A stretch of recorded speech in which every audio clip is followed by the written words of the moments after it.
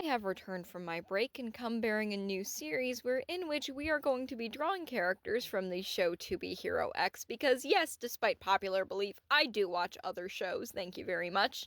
Analyzing said characters and breaking down the deeper meaning of their arcs within the context of the show. Note, a good portion of this video and a good portion of this series is going to be scripted. Now, I am not good with scripts, so if I sound a bit more monotone and a little less, exaggerative than I normally do, that's why.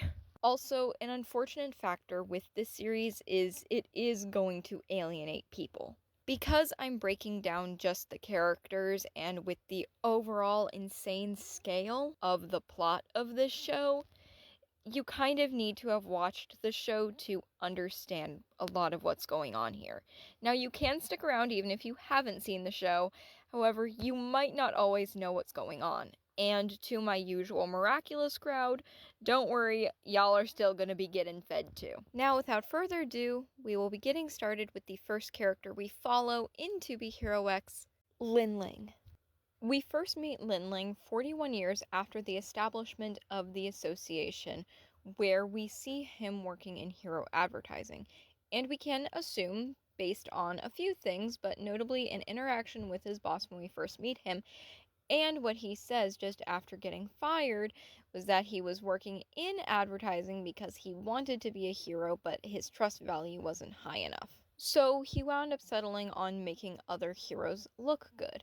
However, that changes when the hero we know only as Nice, yes, Nice will be getting his own video down the line because I find him extremely interesting, decides to, throw himself off a building, and Ling being there because he had intended to do the same, as seen at the tail end of episode 1, until only moments after, Nice's manager, known simply as Miss J, nabs Ling to interrogate him on what happened to Nice, and after throwing a bucket of white paint at Ling, Miss J notices just how similar he is to Nice, and with Nice being dead, and dead on her watch, noting having a brand to save, decides to make Ling into Nice. In episode 2, we see a side of Ling that continues through the rest of his arc, that being his genuine want to help people he cares about, seen through the character Moon. Unlike Nice, Moon will not be getting her own video, but essentially all you need to know about her is she was Nice's girlfriend, though it is implied they didn't really like each other that much. And she's also kind of a tsundere. Miss J, under the guise of trying to save Nice's brand, locks Moon and Ling in their apartment together until they agree to get married. Moon does not want to get married to Nice or Ling as Nice, and despite Ling having a massive crush on Moon, he wants to help her get out of this situation. So he comes up with the idea for Moon to fake her death.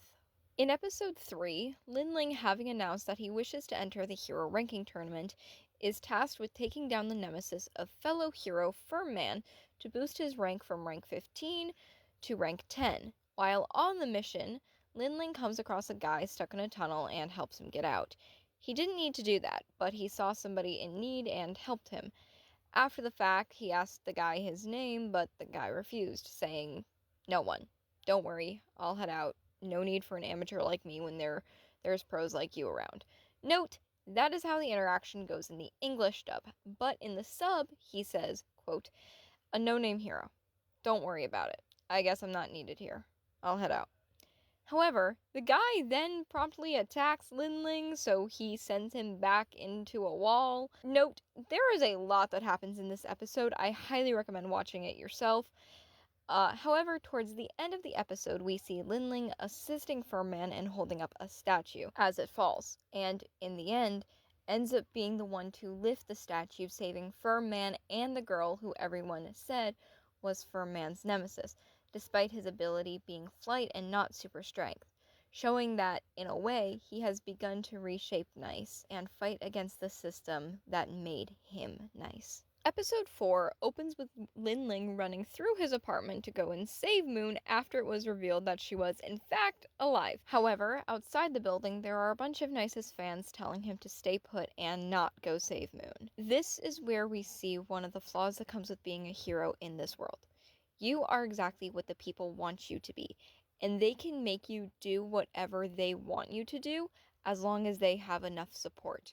We see this when, as the people are telling him not to go, we see him freeze as he's running, followed by his body going limp as he falls to the ground. But this, mixed with a conversation with Miss J, and a little while later, the public reveal of the last ad he'd made for Nice before getting fired, has Ling realize something. He is only nice because he and the people believe he is. He begins to fight the want of the people, but not as nice, but as Ling, the commoner. Now, this brings us to episode 24, where there is a bit of visual storytelling that I want to talk about, with Ling's armored battlesuit, this thing, and how it sort of reflects his time as Nice. Nice's suit was white with mostly gold accents, while Ling's here appears to be more of an off-white with bronze accents. Through using these colors, it's actually a really good way of showing how they both were as heroes. Nice was this idea of perfection, pristine and perfect in every way imaginable, while Ling is not quite perfect, but he's sure as shit gonna do his best to be the best hero he can be. Or at least, that's what I think. Considering Ling's arc is the most recent to have occurred within the timeline. Excluding the events of episode 24, of course. Because of that, we don't technically know what Ling is like as a hero. Like, his own hero, not just Nice in disguise. But so how does his arc contribute to the rest of the series? Well, Ling's arc could also be summarized as the media arc. His arc shows how the media has constant influence over the way people perceive heroes in their world.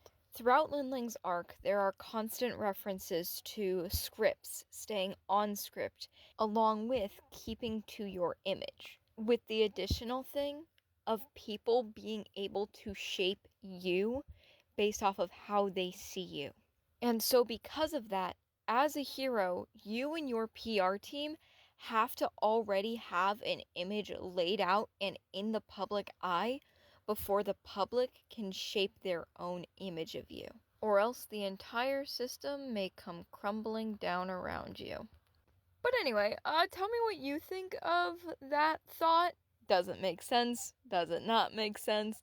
I don't know. The thought hit me at like 3 in the morning, and it just kind of made sense at the time, so I wrote it into my script, and it still makes sense to me now.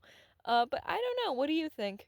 Now, as previously stated, this is going to be the new dominant series on my page for the time being, so feel free to ask me questions about it. The next character I will be doing is Young Chung's Isol, or as some people call him, Efraud.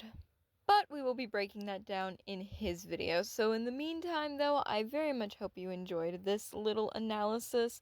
Hopefully I get better at this as the series goes on, but I can't wait to hopefully see you guys next time.